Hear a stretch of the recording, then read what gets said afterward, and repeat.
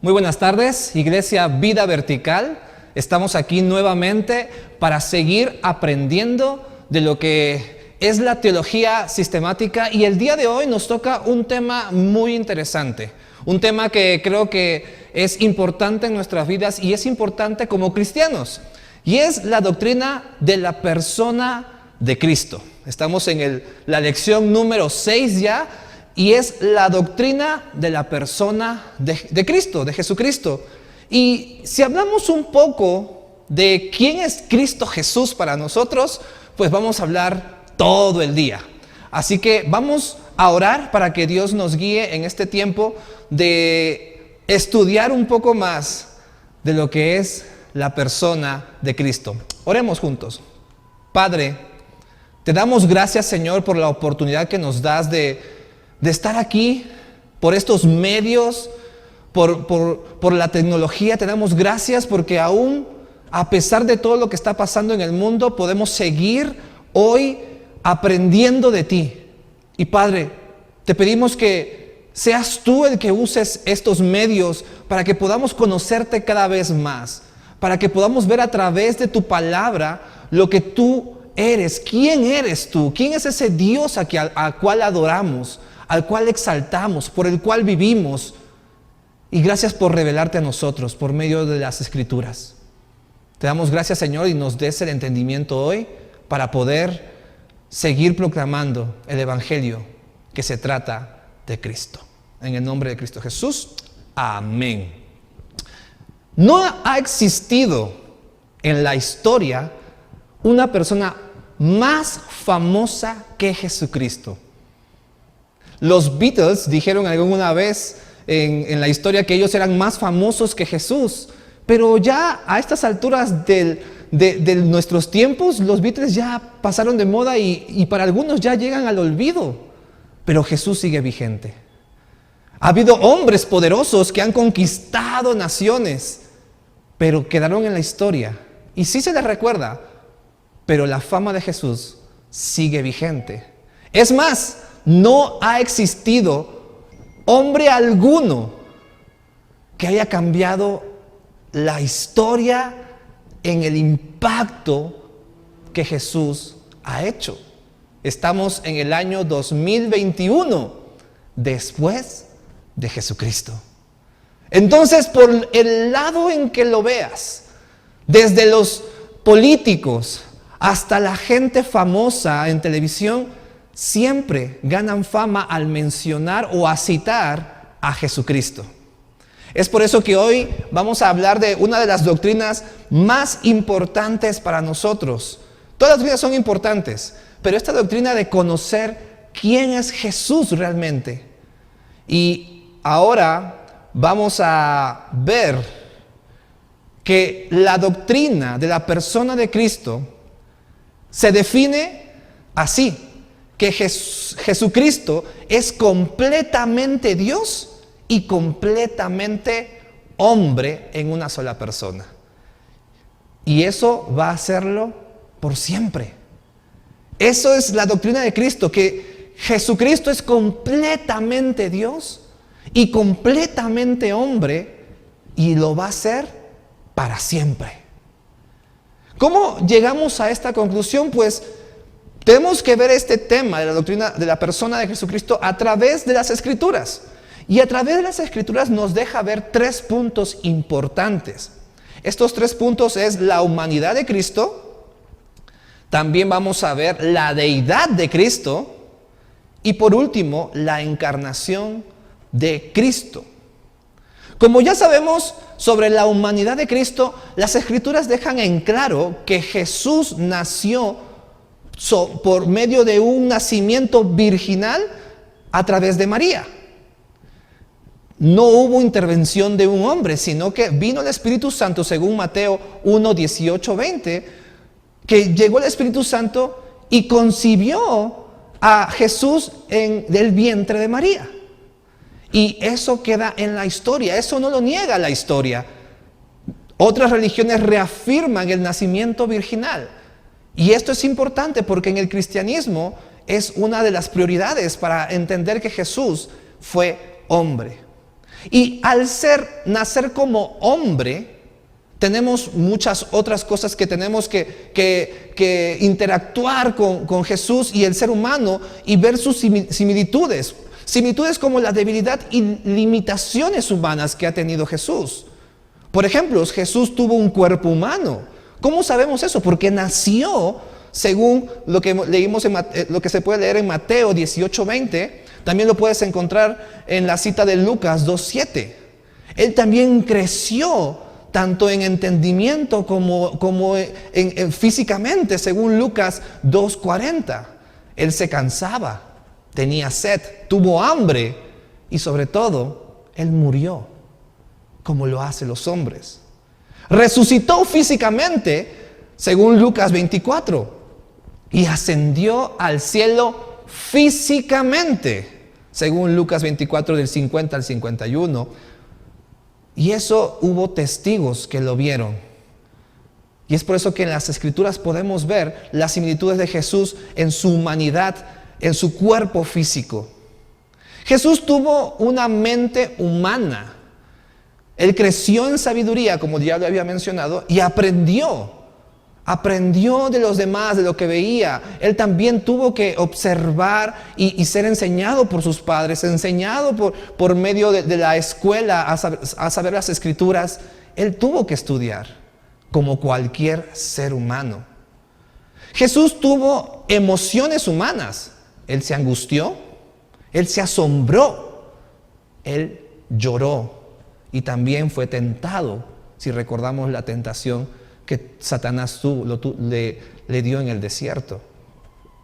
Las personas cercanas a Jesús lo vieron solo como un hombre. Él era el hijo del carpintero, así lo conocían todos. Entonces las personas cercanas a él lo conocían. Él mismo se identificaba con una profesión de carpintero. ¿Y saben qué más? Habían personas que estaban cerca de él que no creían en su llamado, no creían en su misión, porque lo veían como hombre. Entonces, todos los que estaban cerca conocían a Jesús en su naturaleza humana. Él era hombre. Pero a pesar de ser hombre, a pesar de que el hombre mismo tiene sus limitaciones, sus debilidades, Él nunca pecó. Y ustedes pueden ver en sus notas todos los versículos que tenemos sobre la vida de Jesús. Y ahí están, voy a mencionar algunas, pero ustedes pueden verlas y los animamos a que puedan buscar en las Escrituras estas formas en que Jesús se muestra a sí mismo a través de los evangelios. Él no pecó. Satanás no pudo hacerle pecar cuando fue tentado en el desierto. Nadie podía acusar a Jesús a pesar de las personas. Pilato mismo nunca encontró maldad en él en Juan 18. También se dice que Jesús no cometió pecado, y es una declaración del apóstol Pablo en 2 de Corintios 5:21. Él no cometió pecado. Sin pecado, dice el libro de Hebreos 4:15. Y él era santo e irreprochable. Era sin mancha. No tenía pecado. Era necesaria la completa humanidad de Jesús. Claro que sí era necesaria. Obediencia representativa era Jesús mismo. Él siempre cuando iba y decía: yo tengo que hacer la voluntad de mi Padre. Ser un sacrificio vicario ofrecido voluntariamente. Ser único mediador entre Dios y los hombres, según 1 Timoteo 2:5. Y también todo lo que hizo, lo hizo para compadecer como sumo sacerdote. Tenía que ser humano. Era necesario que era 100% humano. Jesús será un hombre para siempre. Y también después de la resurrección siguió siendo hombre. Tenía carne y hueso. Si recordamos a Tomás que decía: Cuando le mencionaron que Jesús había resucitado, dice, no voy a creer hasta que ponga mi dedo en sus heridas. Era carne y hueso. Jesús se presentó y dice, ¿ahora sí crees? ¿Ahora que ves, puedes creer? Él después de la resurrección, aún así, comió con sus discípulos. Y también Esteban, después de que Jesús ascendió, Esteban en su martirio, el primer mártir de la iglesia, lo vio sentado a la diestra del Padre y vio que Jesús se levantó de su trono y lo recibió.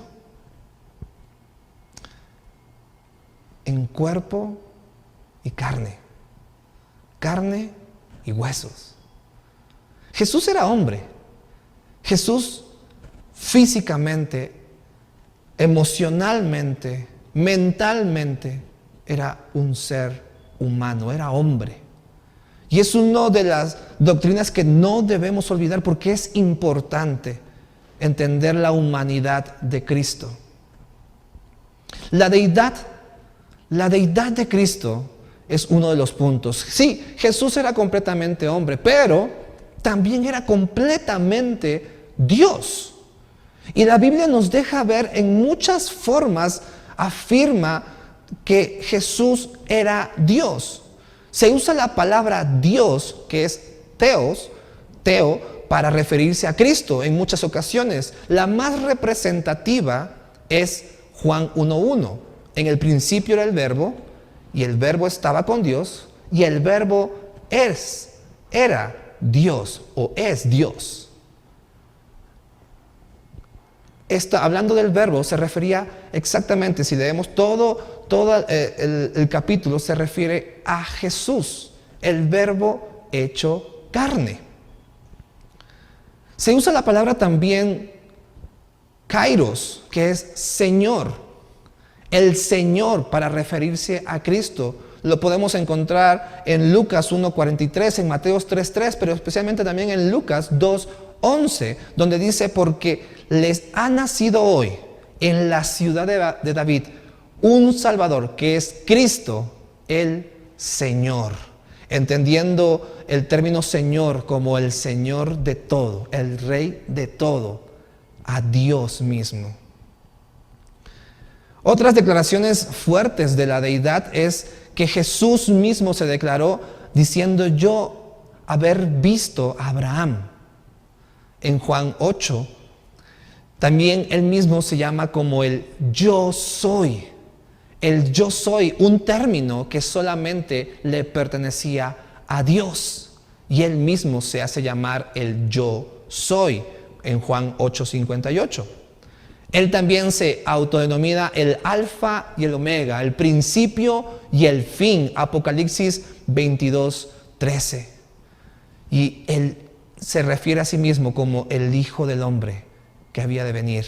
El Hijo del Hombre, que es un término que se usaba en el Antiguo Testamento para referirse al Cristo, a Dios mismo hecho carne.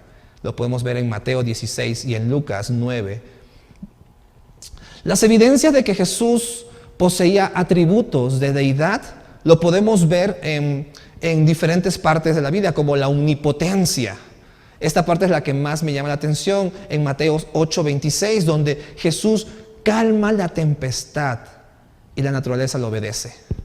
Podemos ver la omnisciencia de Jesús también en Mateo 2:8, donde él sabía lo que había en el corazón de los demás, en el corazón de los demás, en el corazón del ser humano. Y él conocía lo que pensaban todos. La omnipresencia de Jesús, donde su promesa, donde dice, donde 2 o 3 estén reunidos en mi nombre, allí estaré yo con ustedes. Ahí podemos ver, aunque el contexto de este versículo habla de que Jesús nos va a dar la autoridad cuando estemos en reuniones sobre disciplina, en medio de esas reuniones sobre restaurar al hermano, donde vamos a acordar, ahí está Jesús mismo, prometió estar ahí presente, hablando de la omnipresencia de Cristo. También podemos ver que las Escrituras hablan sobre la soberanía divina de Jesús. Recordemos que Él perdonaba pecados. Y fue una de las acusaciones por la cual lo llevó a la cruz. Porque los fariseos, al ver que él perdonaba pecados, le decían: ¿quién te crees tú? Solamente Dios puede perdonar pecados. Y obviamente no entendieron que Jesús es Dios. También la inmortalidad de Jesús quedó claro en las Escrituras. Por ejemplo, en Juan 2, 21-22, él habló de que iba a resucitar y vencer la muerte. Y lo hizo. Resucitó dentro de la muerte, él venció la muerte. Y la muerte no pudo con él. Él es inmortal. Y también Él es digno de adoración. Recordemos Filipenses 2, toda rodilla se doblará ante Él. De cierta manera podemos encontrar muchas evidencias de la deidad de Cristo. Cristo como Dios. Cristo como el ser humano y también como las mismas características y atributos del Dios. Y estos dos atributos es lo que hablamos sobre la encarnación de Cristo, que es el punto número 3. Seguimos con nuestro siguiente punto de la encarnación de Cristo. Hemos hablado de que Jesucristo es 100% hombre y hemos dicho también que Jesucristo es 100% Dios. A esto se le llama la unión hipostática. La unión hipostática se refiere justamente a esto, a que Dios, siendo divino, se hizo carne y moró entre nosotros como un ser humano. Y este punto 3 de la encarnación de Cristo tiene mucho que ver de lo que ya hemos hablado en el primer y segundo punto. ¿Cómo vamos a ver este punto? Pues recordemos el término unión hipostática, 100% Dios y 100% hombre. Y hay un pasaje específico en Mateo capítulo 8, versículo 23 al 27, que revela cómo funciona esta unión hipostática. Permítanme leerles esta fascinante parte de las Escrituras. Dice así: y entrando él en la barca, sus discípulos le siguieron. Y he aquí que se levantó en el mar una tempestad tan grande que las olas cubrían la barca, pero él dormía. Y vieron sus discípulos que se despertaron diciendo: Señor, sálvanos, que perecemos. Y él dijo: ¿por qué teméis, hombres de poca fe? Entonces, levantándose, reprendió a los vientos y al mar, y se hizo grande bonanza. Y los hombres se maravillaron diciendo: ¿qué hombre es este, que aún los vientos y el mar le obedecen? Esta parte de las Escrituras es muy emocionante, porque podemos ver que, si vemos el contexto, Jesús estaba realizando una actividad que, al salir de esa actividad, regresa con sus discípulos, sube a la barca y su parte humana lo lleva a descansar porque estaba exhausto.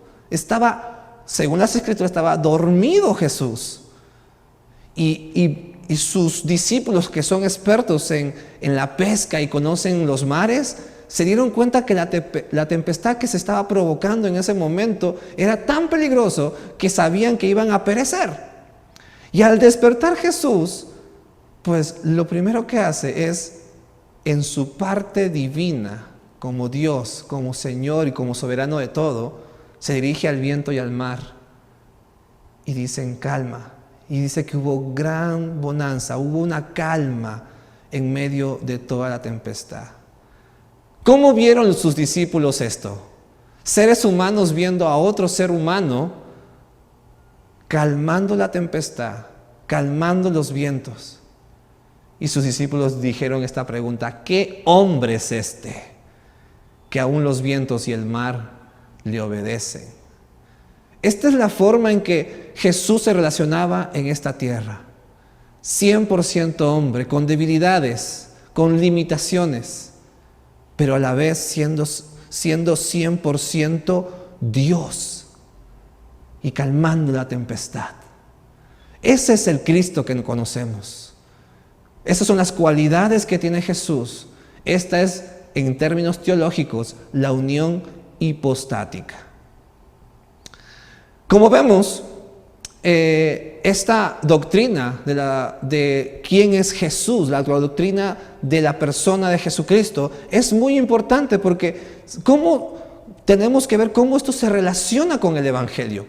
Y esta doctrina es esencial, en primer lugar, también para la salvación de las personas. Juan 17:3 dice: y esta es la vida eterna, que te conozcan a ti, al único Dios verdadero, y a Jesucristo, a quien has enviado. No podemos entender la salvación sin la persona de Cristo. No podemos conocer a Dios, por ende, sin Jesucristo. Al entender que la salvación solamente viene por la obra de Jesucristo, entonces tenemos que conocer a la persona de Jesucristo.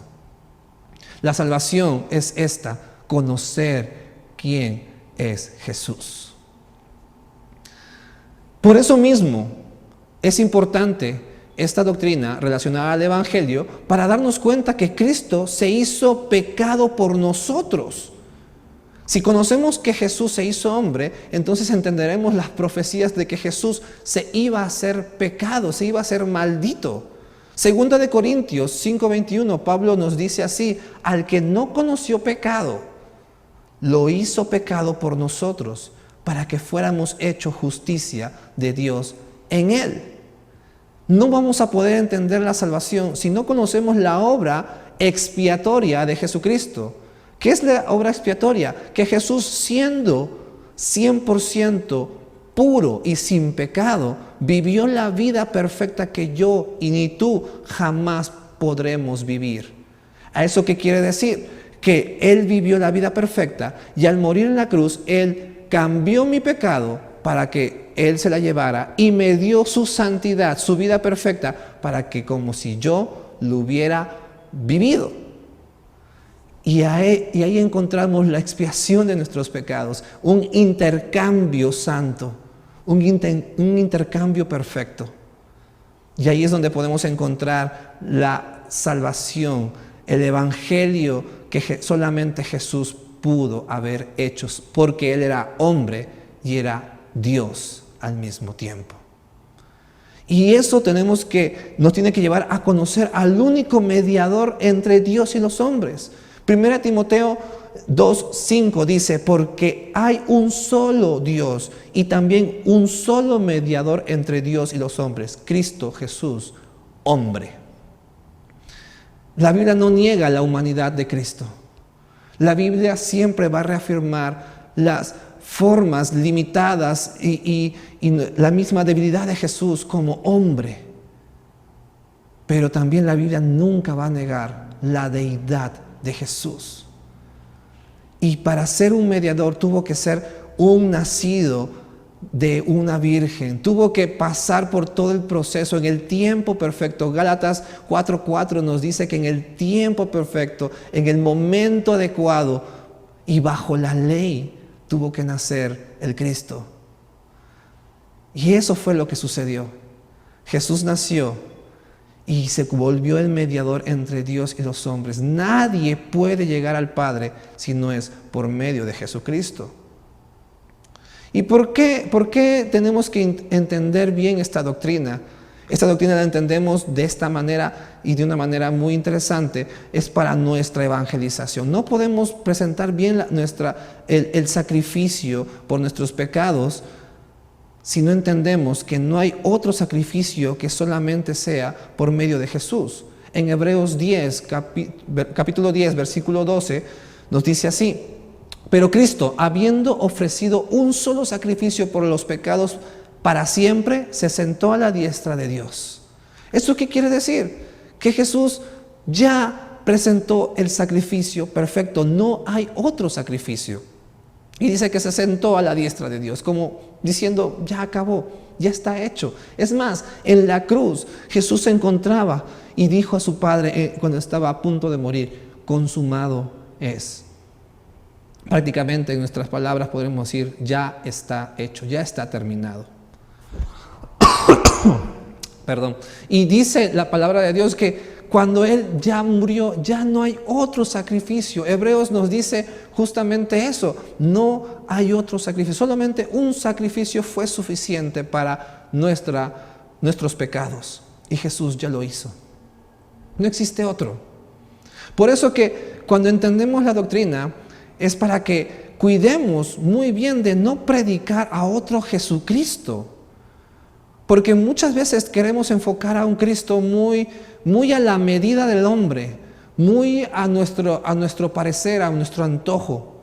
Pero la palabra de Dios nos dice así en 2 de Corintios 11:4.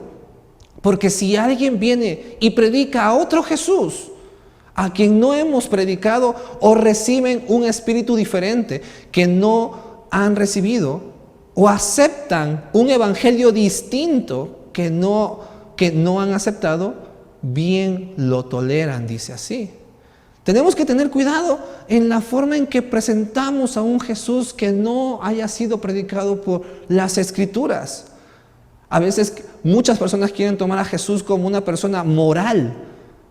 Y acá quiero citar a C.S. Lewis, que dijo una vez sobre este tema: estoy tratando de evitar aquí que nadie diga aquello tan necio que se suele decir de él, hablando de Jesús.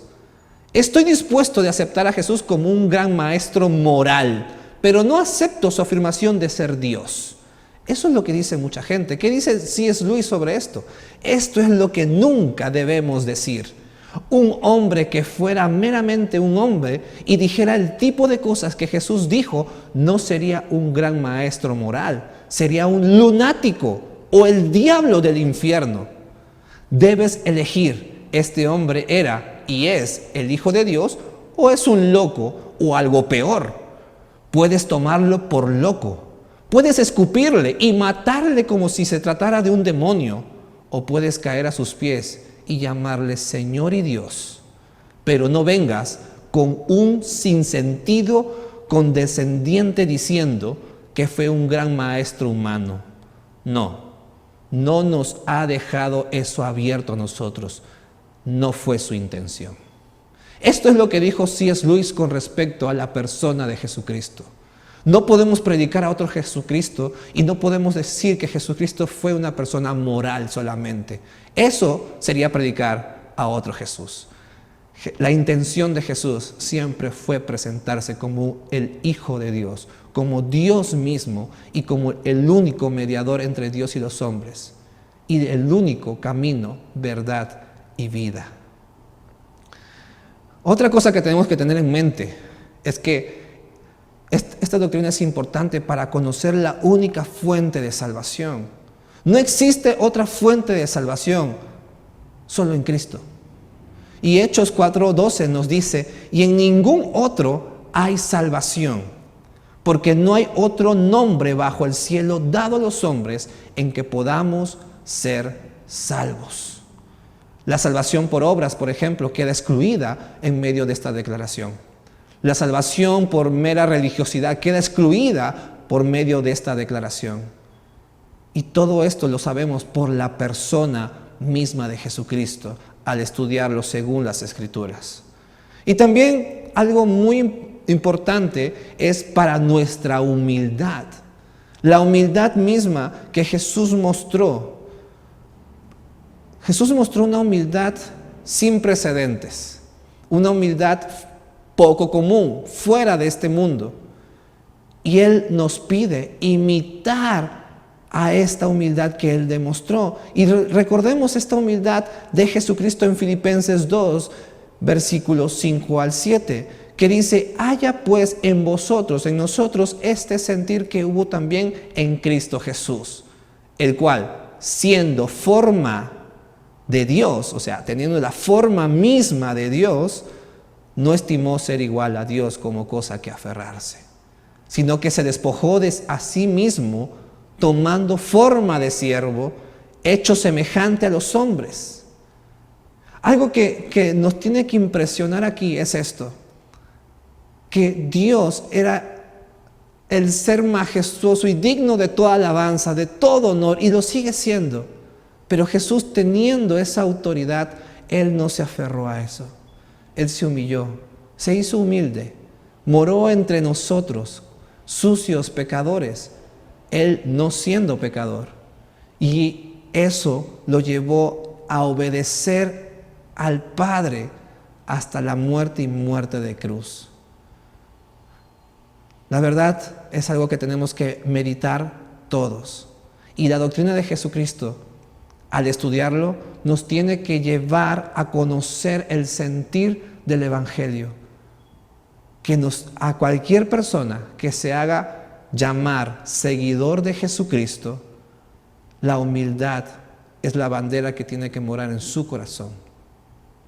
No la perfección, la humildad. Pues hermanos, la doctrina de Cristo es importante. Y por favor, tengamos en oración los aspectos que hemos hablado hoy para que no solamente la tengamos en la mente, sino que baje a nuestro corazón y se demuestre en nuestras obras. Muchas gracias, que Dios le bendiga.